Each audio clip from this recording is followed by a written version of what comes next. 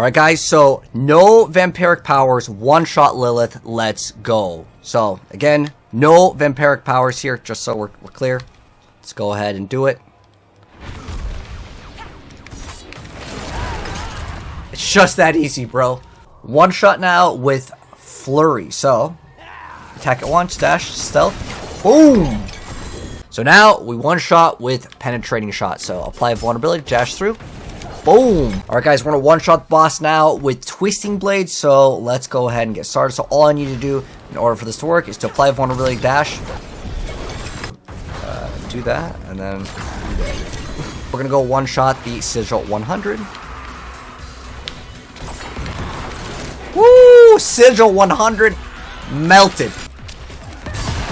But yeah, Twisting Blades, could you ever do that with Twisting Blades? Like, look at this, Twisting Blades? Never could dream of doing what we just did. Alright guys, let's hop into it. The best rogue build, hands down, in the game is this one-shot beast with actually respectable clear speed as well. And it is straight up incredibly great for being a carry for the Uber bosses. In case any of you guys want to get free Duriel runs, you can be the carry and solo Duriel or whatever boss that someone might need help with, and maybe you can earn some extra gold. You can post your services for like a boss killer. So this build absolutely destroys content, as you guys can see. You can pick any core skill realistically that you want. However, I will mention at the start of the video that the better core skills, if you are looking to one-shot more consistently, is going to be Rapid Fire as well as Twisting Blades. The other builds, you could still one-shot with, let's say, Flurry, or if you want to do Pen Shot, especially in the earlier stages, if you're doing like Sigil maybe up to like 80. But if you're interested in one-shotting Lilith, I would highly recommend Rapid Fire as it heavily benefits from the brokenness. So, I want to start off this video by explaining the broken part of the build. So the broken part actually comes with Tibalt's. So Tibalt's pants plus combo points actually combo with each other in a broken way. So it's kind of a bug. It's using Tibalt's will for some reason. The roll on the maximum resource also benefits towards combo points. And this allows you to essentially get more combo points than you're supposed to be able to get in the game, which allows you to basically get this one shot that absolutely deletes everything in the game. Now this works with any core skill. So again, pick whatever skill that you enjoy the most. Now, in order to do the one-shot, you just really need Tibalt. However, if you really want a one-shot like Sigil 100s, you're going to also kind of need a combo with the Banished Lord's Talisman. So how this works is it just guarantees you an overpower after you spend 300 of your resource. If you actually have a crit on the overpower, it deals a massive amount of bonus damage.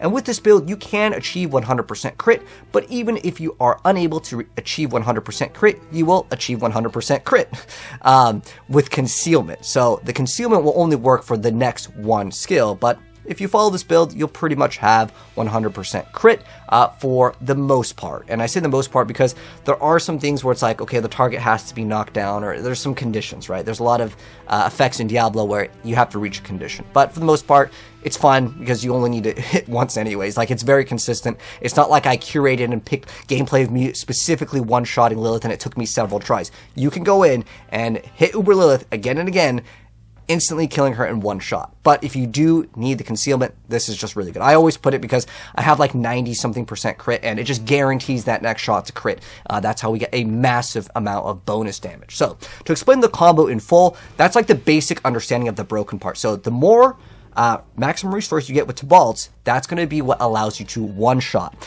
So, to explain the combo fully here, you need to get 300 resource spent for your Banished Talisman Amulet. Then you get maximum combo points. You're going to combo Condemnation. So whenever you reach the maximum points with Condemnation, you only need to just have this effect proc. It doesn't have to actually build up to 22, which is the max that you can get.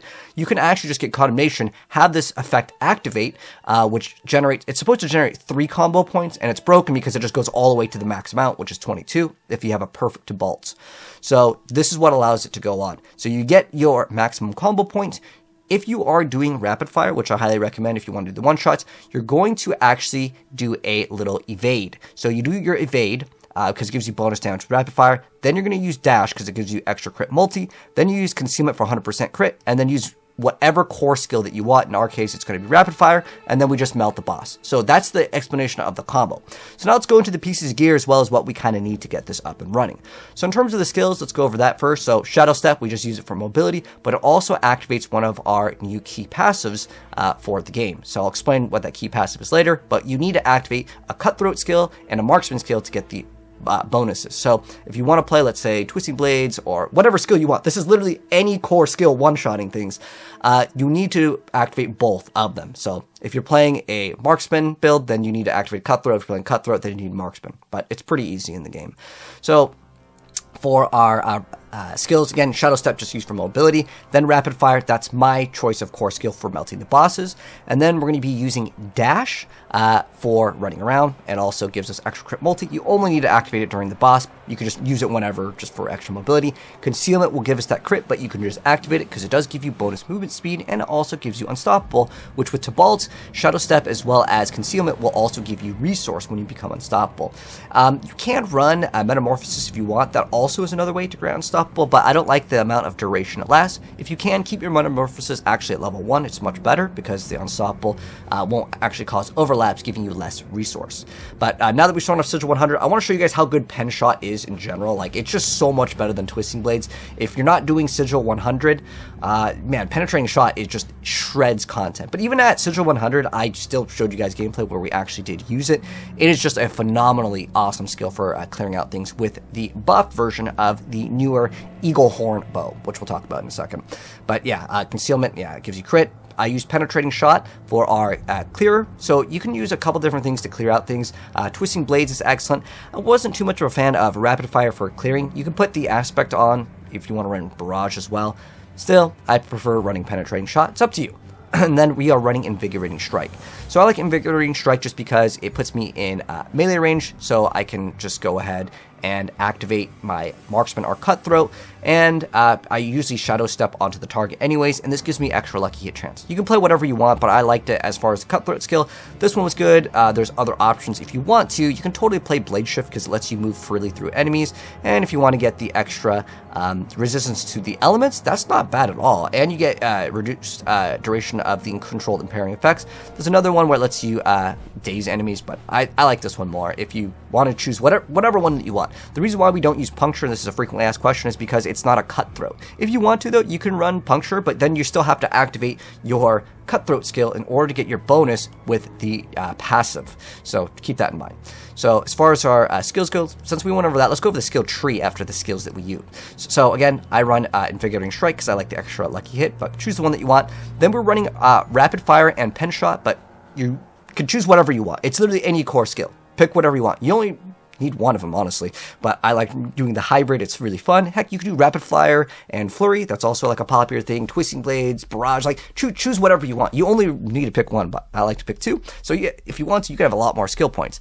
So yeah, pick whatever you want. We get Stutter Step, we get Sturdy, and then we get Shadow Step. I actually really like the Disciplined one, so it gives us more extra resource with Tibalt's and it activates the multiplicative damage bonus. Then we want Concussive and Trick Attacks because we get Manglers. Then we want Dash and we want Enhanced Dash so we can get that crit multi damage. Then getting Agile for more dodge chance. We're getting Dark Shroud, extra crit chance with countering.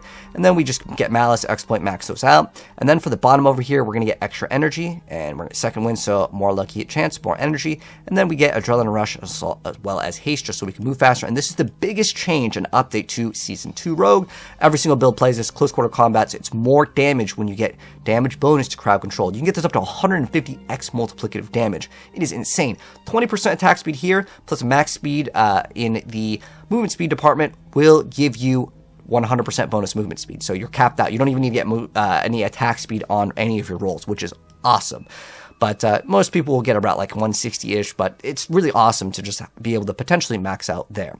So now that we went over the skills and the skill tree, let's go over the equipment. So for your helmet, you can run Disobedience here. You can run it in the Amulet department if you want to, and then swap the Banished Lords. That's another option, but getting a Disobedience here is great.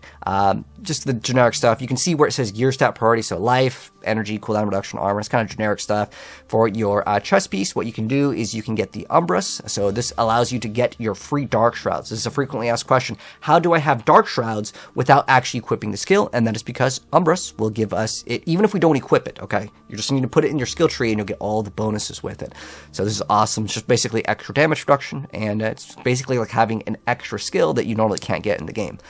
Then Grasp of Shadows. So Grasp of Shadows is actually really good. It gives you massive amount of ranks to all your core skills. Since you'll have all crit and all attack speed, the stats really don't really matter on it unless you look at the core skills. You want this to go +6. It can roll up to +6 once you get it 5 out of 5, and it's a massive amount of damage bonus, so it's cool. But if you don't get it, you can get ranks to Penetrating Shot or, you know, Twisting Blades, whatever is your core skill. This is not actually required for the build, but I just actually think it's pretty good when it got buffed, and it's a newer, like, updated unique. It's actually pretty solid overall. You don't even need to activate, like, the Shadow Clone part to get the one-shot. Some people are like, you have to have the Shadow Clone to get the one-shot. No, it's just, sometimes it activates, and it does do an insane amount of damage when you have everything set up, but it's like a random chance. But yeah, it's not necessary at all.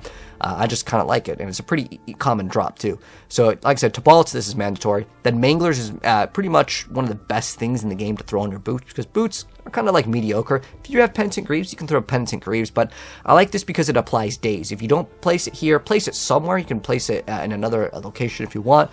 But Mangler is excellent because when you deal direct damage to a vulnerable enemy, you get to daze them. And we have very high lucky hit chance. We actually have like 300 and something % when we have Tabalts activated with the bonus combo points. With Pen Shot, it's just out of control. It's like I said, it's literally like a broken mechanic. But nonetheless, we want to daze them, so when we knock them down, we can actually get bonus crit against them. And then for our weapon here, we can run Aspect of Elements if we want to. It's kind of up to you and what you want to run here. If you are not doing the boss, you can swap to anything else. For me, I liked running Eagle Horn here. Eagle Horn is great. Oh, it's kind of cut off, my bad on that one. But yeah, you can run Eagle Horn. That's what I'm running in the gameplay. That's the thing that lets me bounce the arrows around. But if you want to play any core skill, the reason why this is one of the best rogue builds is because you literally pick whatever you want. Grasp of Shadow gives you plus ranks to all of the core skills, so I really like doing hybrids, and it's kind of more fun anyways. But choose what you want. Aspect of Elements is going to give you the most damage here, but doesn't really matter. The only thing that matters on your weapon rolls, honestly, is you must, okay, this is very important, you want to get damage to crowd-controlled enemies because it is so powerful. Even though some of the enemies might not be crowd-controlled, you still get the bonus X multiplicative from the specific passive Close Quarters Combat, so that's important. And then for our amulet, we want the Banished Lords. You can swap off this if you want to, and you can run something else. You can get like resource cost reduction if you're not doing like the one-shot mechanic. Like if you're just doing like Helltide or whatever, you don't need this. You don't need to one-shot things. You'll one-shot everything anyways. You guys are seeing gameplay of just the vampire area. But yeah, you can one-shot things anyways, but Banished Lord's Talisman is specifically to do the one-shot thing. So if you guys are doing Uber Durer runs, then equip this. It's real easy. Next up, Vengeful. So this gives us extra crit strike chance. And then with Edge Masters, we're going to be able to get more damage based on our resource. It's kind of like bread and butter. You're going to have a lot of resource in this build because of the way we spec into things. Then with Trick Shot over here, this is where it depends on what core skill that you want. If you're running the Twisting Blade one, then you're going to run the Blade Dancers. If you want to run the Barrage one, the Rapid Fire, you put this in your weapon, right? And then we will put Condemnation over here in the other weapon because we need this in order for the combo points thing to kind of work more properly. You can play it without it. It just means that you're going to have to farm all those 22 combo points if you happen to get to Balts at max roll. So keep that in mind. This one, in theory, it is optional. If you want to pull off the one-shot, this is not required, but it just makes it so I can just pull off the one-shot. It's a 30% chance to get all of my combo points versus having to manually hit. But since I have 100% attack speed in the build, I mean, it's not going to take longer than 5 seconds. So up to you if you really want to drop Condemnation and get more damage. You can definitely do it. You can one-shot even harder. In the gameplay where we were one-shotting things, I didn't even min-max fully, and what I mean by that is there is another node, which I'll talk about. If you're like, oh man, I'm so close to one-shotting, I can't do it, I'll show you guys how to get even more damage, but it will sacrifice some survivability or resistances, and in the gameplay, I've got maximum resistances anyways, so I prefer just to have maximum resistance, and ideally you want to get 13,200 armor, and with Disobedience you can get there pretty easy, and with the Paragon board, you'll get there. But if you do want to sacrifice some defenses, because like, you know, the difference between doing a one-shot and leaving Duriel with like a little bit of HP, he does the burrow and it takes a little bit more time, so I'd rather just do the full one-shot. For the gems, emeralds, and then rubies, and then you could do skulls or whatever resistances that you need here. It's kind of up to you if you get your resistances, because what I recommend is on the chest piece, get a bunch of resistances on your chest piece as well as your boots. So you get one stat on every single one. So you get shadow poison on one, and then you get like fire, lightning, cold. It doesn't have to be exactly these, but you can get like poison resistance on your chest. Just get one of the rolls. It doesn't even need to be max. You'll get a decent amount of resistances from the Paragon tree, as you'll see. Now, in terms of Vampiric powers, I even showed you guys, you don't even need them for the build, but the ones that I like are specifically Ravenous, Prey on the Weak, Sanguine Brace, Undying, and Resilience. You can play Metamorphosis if you want to. You can play lots of different things. It's up to you on it, but I like to run a lot of the survivability ones because, well, Rogue is definitely going to be a squishier class compared to, you know, say like a Barber Druid where you have like crazier builds.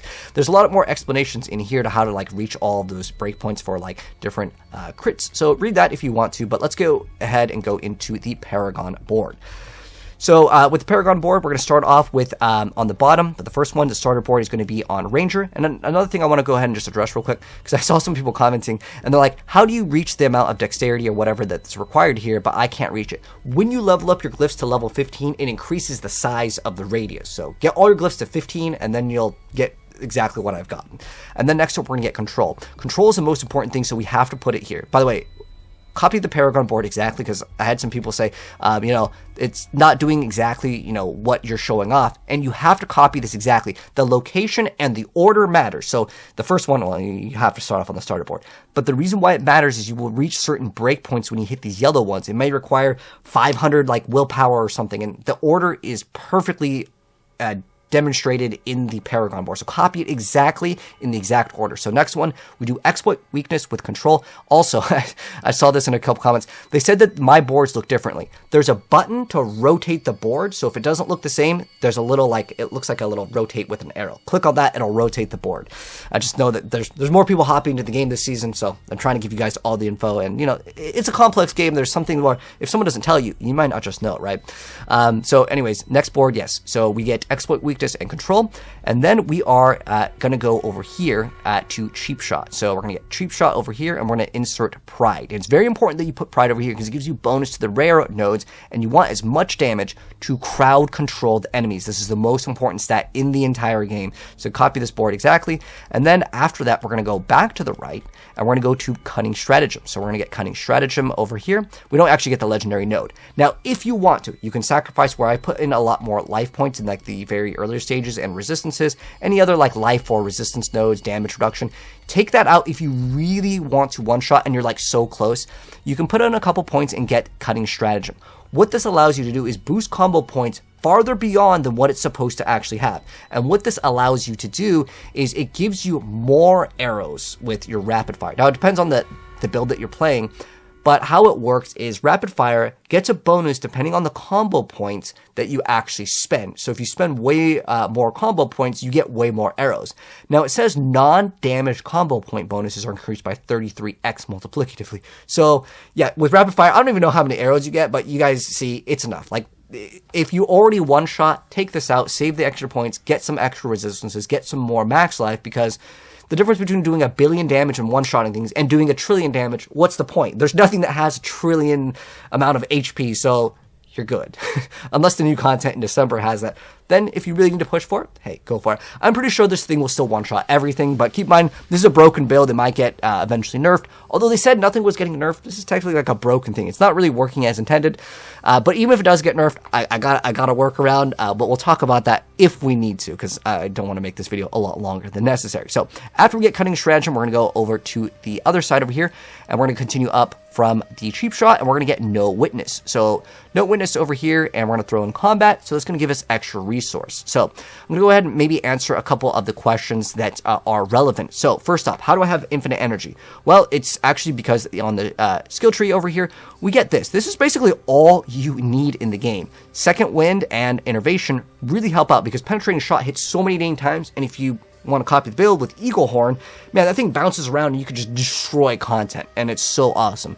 However, if you do need resource, all you need to do is activate either concealment, or you can use shadow step, because to bolts, when you gain unstoppable, it gives you a bunch of resource. Now, if you start scaling extra resource generation, it gives you way more. So that is one way to do it.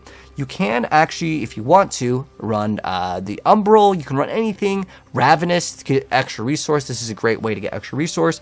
But the build is relatively good, just alone with Tibalt's. Just activate one of your abilities, again, that breaks CC, and you will instantly get additional resource. So that's how we kind of have infinite resource in the build. That's pretty much it. Like, this build is absolutely amazing. If there's any questions, you guys let me know it down below, and I'll update you guys. And there are 2 links in the pinned comment as well as description for the build.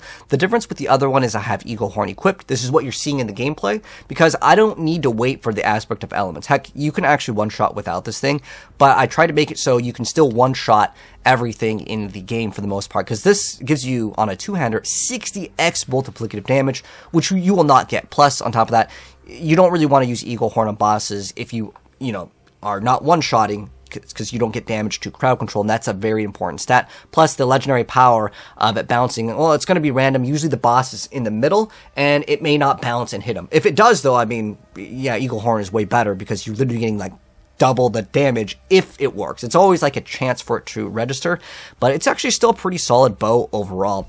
And the reason why it's still pretty solid, even if you don't even use the legendary power, you can get 15 crit strike chance. That is literally 2 perfectly rolled rings in order to get the same number on Eagle Horn. But yeah, that pretty much wraps it up. But use any core skill, guys, that you want, and you'll be good to go. So again, combo points into bolts, and the Banished Lords will let you basically one-shot anything with most of the core skills. Again, if you want to play with penetrating shot and one-shot, it's a little bit difficult to one-shot, maybe let's say Uber Lilith, if you're just using pen shot. So try Rapid Fire Twisting Blades if you aren't able to fully get it off, and go ahead and get Cunning Stratagem, and everything's in the notes over here. So if you're kind of confused on something, let me know, and I'll also update this with like a bunch of FAQs. So there's 2 links, check them both out. You can mix and match whatever one that you want, but that's going to wrap things up. So hopefully you guys enjoyed the video. If you did, drop a like on it. If you're new, hit subscribe to the bell, because there is going to be another update, and I'll update you guys with this build when we get the Greater Rifts coming out in a couple weeks. But anyways, take care, and I'll see you on the next video. Peace out.